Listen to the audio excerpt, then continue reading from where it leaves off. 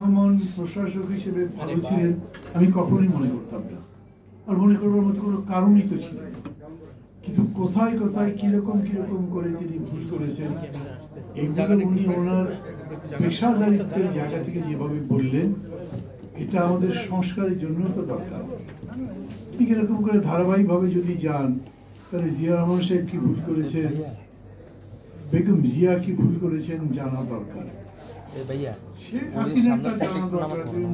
চোরের কাছে আবার কি জানবে, ভালো মানুষ দু একটা ভুল করেছে সেটা জানার দরকার, অথবা খুবই গড়পড়তা মানুষ হলে সেটা জানা দরকার। যাই হোক, যেহেতু সময় খুব নেই, আমি ফোকাসড হতে চাই।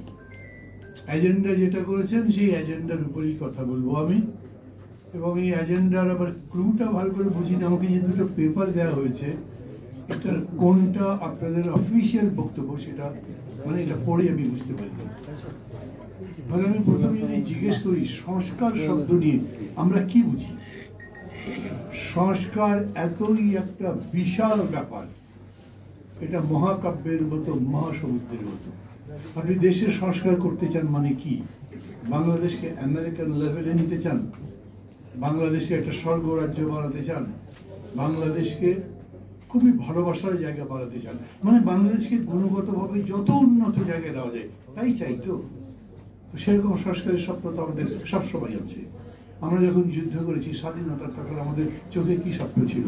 সোনার বাংলা বলব, সুজলা সুফলা শস্য শ্যামলা সোনার বাংলা, গোলা ভরা ধান, গোয়াল ভরা গরু, পুকুর ভরা মাছ, কিছুই তো হয়নি। আজও এই সংস্কারের কথাটা কখন আসছে? বিশেষ করে জুলাই আগস্টের অভ্যুত্থান বলি, এটাকে আমি গণঅভ্যুত্থান বলি, এবং এই গণঅভ্যুত্থানকে অন্য যে কোনো অভ্যুত্থানের চাইতে অনেক বেশি বৈশিষ্ট্যমণ্ডিত